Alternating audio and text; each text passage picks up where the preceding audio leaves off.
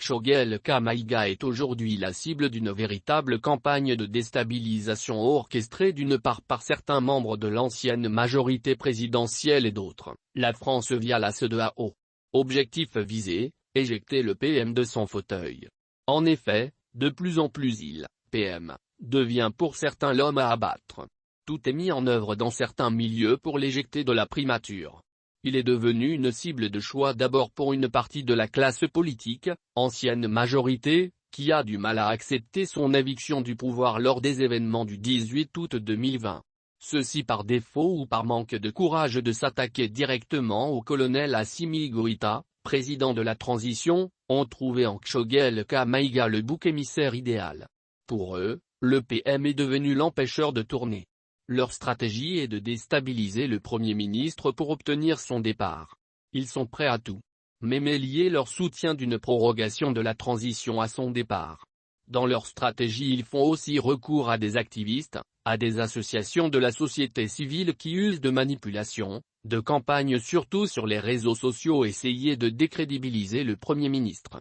Leur dernière action visant à ternir à son image a été de publier sur les réseaux sociaux des documents attribuant des parcelles d'habitation à certains membres de sa famille. Les assises nationales pour la refondation sont aussi un sujet pour certains partis de tenter de mettre en difficulté le PM à travers le boycott ou des actions de sabotage des assises.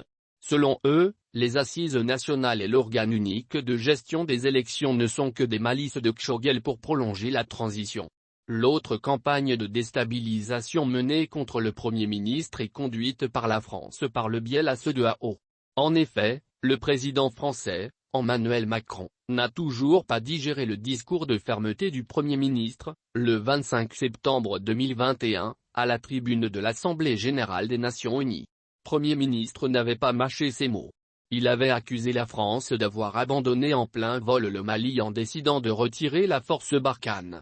Il n'avait pas exclu l'idée de recourir à d'autres partenaires pour assurer la sécurité du pays notamment dans le nord autour de la ville de Kidal.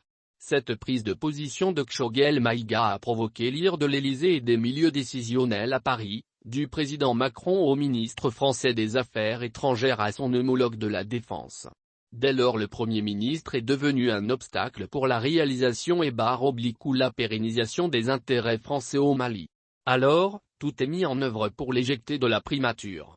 À cet effet, une véritable campagne médiatique de diabolisation, et d'un véritable terrorisme politique et diplomatique, ce sont les propos termes de Choguel, sont déroulés entre Paris et Bamako. Aussi, via la CEDEAO, Paris mobilise la communauté internationale contre le Mali et ses dirigeants. C'est ainsi que l'organisation sous-régionale vient de prendre des sanctions contre les membres du gouvernement et CNT. Élue s'apprête elle aussi à sanctionner notre pays et les autorités de la transition.